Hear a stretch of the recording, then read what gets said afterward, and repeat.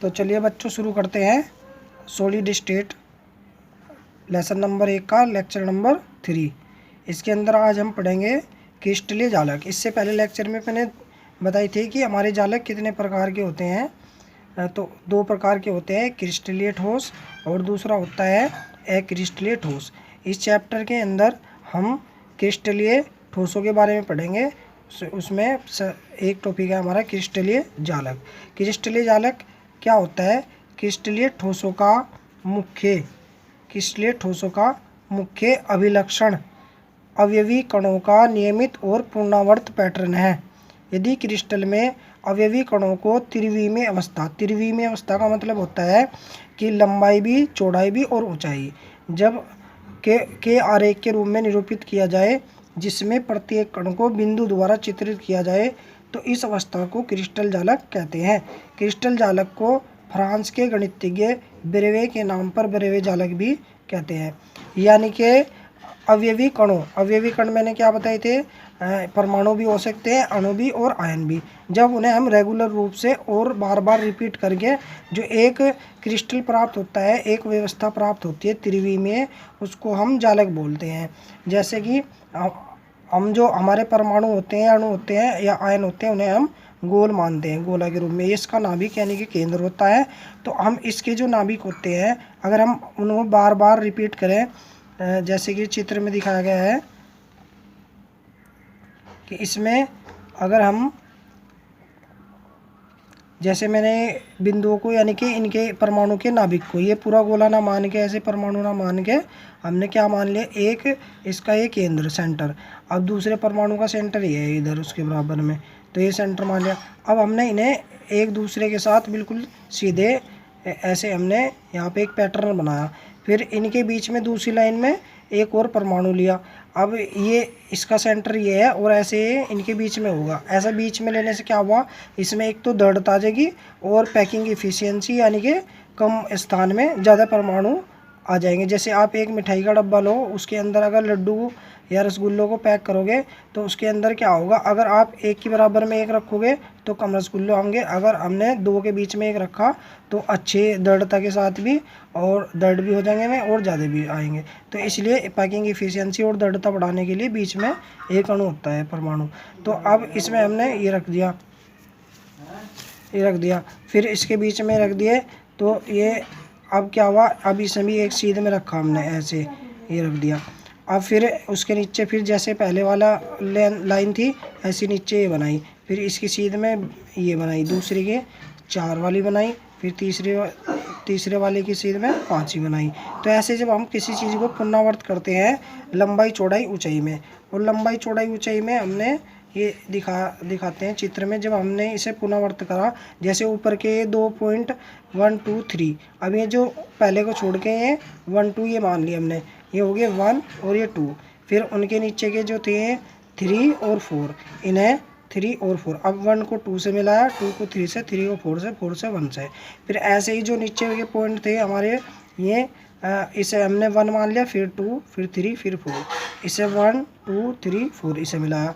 फिर हमने क्या किया कि 2 वाले को 2 से मिलाया, फिर 3 वाले को 3 वाले से, 1 वाले को 1 वाले से, 4 वाले को 4 वाले से।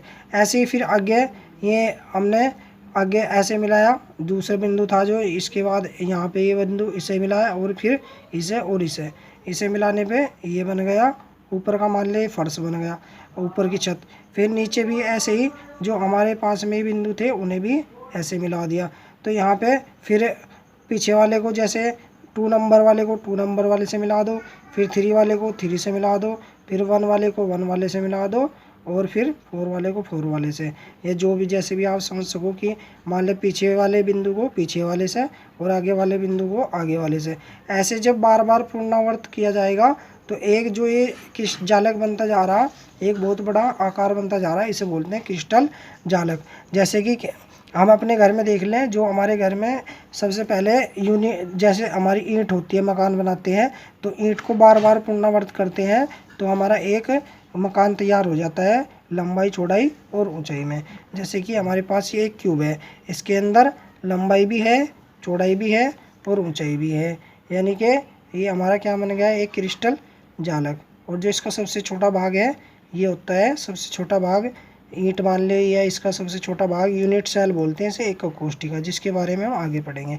तो बच्चों ये था क्रिस्टल जालक, यानी कि जब हम किसी अवयवी कणों का नियमित और पुनरावर्त पैटर्न करते हैं तो त्रिविमीय अवस्था में, तो जो एक आकृति प्राप्त होती है बिंदु द्वारा चित्रित करने पर, उसे बोलते हैं हम क्रिस्टल जालक। क्रिस्टल जालक के क्या क्या लक्षण होते हैं अब वो देखते हैं हम। क्रिस्टल जालक के लक्षण होते हैं, नंबर 1 होता है क्रिस्टल जालक में प्रत्येक बिंदु जालक बिंदु अथवा जालक स्थल कहलाता है, यानी कि जो भी बिंदु हैं इसके अंदर ये क्या कहलाते हैं, जालक बिंदु या जालक स्थल।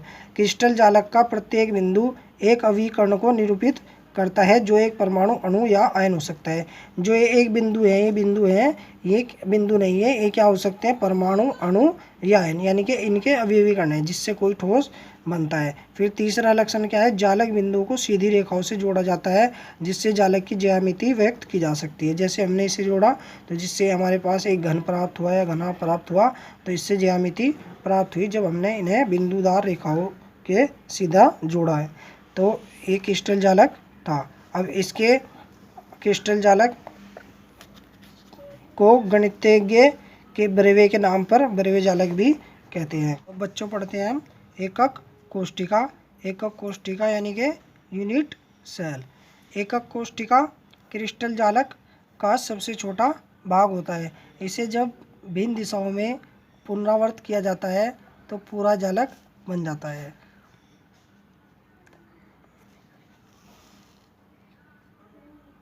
जैसा कि चित्र में दिखाया गया है कि एकक कोष्टिका यानी कि जो सबसे छोटा भाग है इस जालक का, उसे हम एकक कोष्टिका बोलते हैं। इसे जब हम इन दिशाओं में लंबाई, चौड़ाई, ऊंचाई में ऊपर नीचे, इधर उधर, ऊपर नीचे, आगे पीछे पुनरावर्त करते हैं भिन्न भिन्न दिशाओं में, तो हमें एक पूरा क्रिस्टल जालक प्राप्त होता है। तो इसे जो सबसे छोटा भाग होता है जालक का, उसे बोलते हैं एकक कोष्टिका। एकक कोष्टिका ये यूनिट सेल के अभिलक्षण क्या क्या होते हैं। इसके तीनों किनारों की विमाओं को ए, बी व सी के द्वारा प्रदर्शित करते हैं, जो कि परस्पर लंबवत भी हो सकती है और नहीं भी। यानी कि जो एकक कोष्टिका की जो किनारे हैं उन्हें हम ए, बी, सी, जैसे इसकी ये भुजा होगी ए किनारा और दूसरा बी और तीसरा सी, यानी कि इन्हें हम के द्वारा प्रदर्शित करते हैं ए, बी, सी। और जो इनके बीच में कोण होते हैं उन्हें हम के द्वारा प्रदर्शित करते हैं। जो किनारों के मध्य कोण है अल्फा, अल्फा कौन कौन से किनारों के मध्य होता है, बी और सी के, बीटा सी और ए के, और गामा जो होता है हमारा ए व बी के मध्य द्वारा प्रदर्शित किए जाते हैं। इस प्रकार एक एकक कोष्टिका के 6 पैरामीटर होते हैं। ए, बी, सी किनारे होते हैं और अल्फा, बीटा, गामा कोण होते हैं। जैसे कि अगर आपको ये याद रखना है कि अल्फा किन के बीच होता है, तो आप ऐसे याद करो कि अल्फा को ए मान लो, ए, बी, सी, फिर बीटा को बी मान लो, बी, सी, ए, फिर गामा को आप मान लो सी, सी, ए, बी, यानी कि ए, बी के बीच में सी, गामा को सी मान लिया।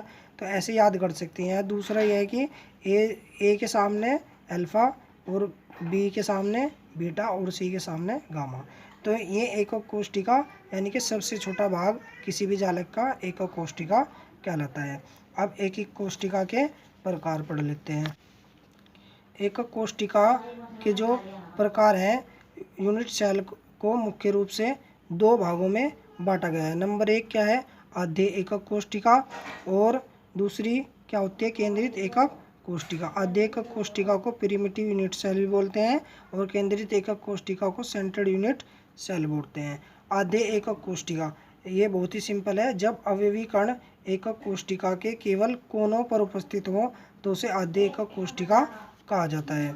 यानी कि जो हमारे अवयवी कण हैं केवल आद्य एकक कोष्टिका के कोनों पर उपस्थित होते हैं। 8 कोने होते हैं।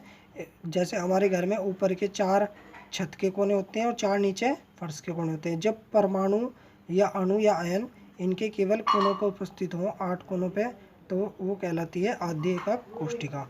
दूसरे हम पढ़ते हैं केंद्रीय एकक कोष्टिका। दूसरी हमारी जो कोष्टिका होती है केंद्रीय एकक कोष्टिका। जब एकक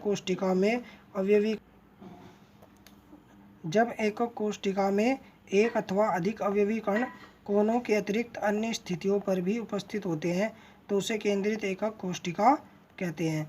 केंद्रित एकक कोष्ठिका यानी कि जब केंद्र में भी कोई परमाणु होगा, जैसे हमारे पास ये एक एकक कोष्ठिका है, इसमें 8 कोनों पे परमाणु है, तो अब इनके केंद्र में भी होगा, जैसे फलक के केंद्र हो गए, या ये वाला ऊपर सेंटर हो गया, या बीच में नीचे वाले फर्श पे, यानी कि इधर उधर जितने भी फलक हैं 6 के 6, और जो बीच में है उनके सेंटर पे मैं अभी दिखाऊंगा कैसे। तो एक केंद्रित एकक कोष्ठिका 3 प्रकार की होती है, यानी कि केंद्र में जो परमाणु होते हैं उसके आधार पर 3 प्रकार की होती है। कौन कौन सी होती है? नंबर 1 तो होती है अंतः केंद्रित एकक कोष्ठिका, अंतः यानी कि बॉडी सेंटर्ड यूनिट सेल, और फिर फलक केंद्रित एकक कोष्ठिका यानी कि फेस सेंटर्ड यूनिट सेल, और अंतः केंद्रित एकक कोष्ठिका यानी कि एंड सेंटर्ड यूनिट सेल। अब सबसे पहले हम पढ़ते हैं अंतः केंद्रित एकक कोष्ठिका में क्या होता है।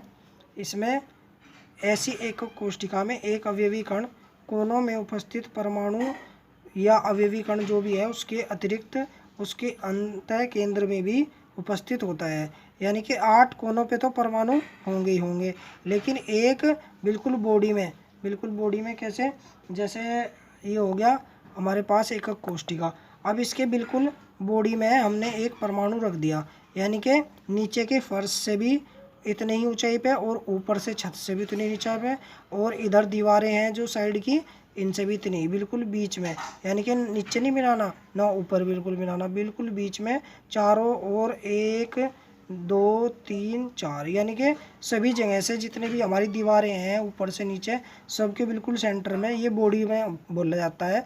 तो जब ऐसी एकक कोष्ठिका बनती है कि 8 कोनों पे परमाणु और एक बिल्कुल बॉडी में, तो उसे बोलते हैं अंतः केंद्रित एकक कोष्ठिका। और दूसरी एकक कोष्ठिका है हमारी फलक केंद्रित एकक कोष्ठिका। फलक केंद्रित एकक कोष्ठिका में क्या होता है, इसमें क्या होता है, 8 कोनों पे तो परमाणु होते ही होते हैं, ये 1 2 3 4 और 5 6 7 8, नीचे 4 ऊपर होंगे कोनों पे, 4 कोनों पे ऊपर और 4 नीचे। अब फलक के केंद्र पे किस तरह होंगे, अब जैसे हमारी ऊपर की छत होगी उसके बिल्कुल सेंटर में, नीचे का फर्श हो गया उसमें, फिर राइट वाली दीवारें हैं उसके बिल्कुल सेंटर में, फिर लेफ्ट वाली दीवारें हैं उसके, फिर जो बिल्कुल फ्रंट की है उसके बिल्कुल सेंटर में, और फिर बैक वाली है उसके बिल्कुल सेंटर में। जैसे कि मैं यहाँ दिखाता हूँ आपको इसमें। अब इसमें मान लिया ये राइट वाली दीवार है, इसके बिल्कुल सेंटर में हमने ये रख दी, ये एक तो ये होगी, ये फिर एक ये बैक साइड है इसमें रख दी बिल्कुल सेंटर में, फिर एक इधर फ्रंट में रख दी बिल्कुल हमने सेंटर में। ऐसे ही जितने भी 6 फलक हैं ऊपर भी बिल्कुल सेंटर में, यानी कि 6 के 6 फलकों पे हमने सेंटर में रख दी, तो वो बन जाती है हमारी फलक केंद्रित एकक कोष्ठिका। बहुत ही आसान है। फिर जो थर्ड है हमारी अंतः केंद्रित एकक कोष्ठिका, और लास्ट उसमें क्या होता है कि 8 कोनों पे तो परमाणु होता ही होता है, लेकिन 2 विपरीत फलकों पे भी परमाणु होता है। तो इसमें क्या होता है, 8 कोनों पे तो परमाणु होते हैं और 2 विपरीत फलक जैसे ऊपर की छत नीचे का फर्श, या राइट वाली दीवार फिर लेफ्ट वाली दीवार, या हमारा फ्रंट हो गया या बैक साइड, यानी कि कोई से भी 2 विपरीत फलक पे 2 परमाणु होंगे तो वो बोली जाती है अंतः केंद्रित एकक कोष्ठिका। तो मेरा लेक्चर यहीं तक था। आशा करता हूँ बच्चों की समझ में आ गया होगा। धन्यवाद।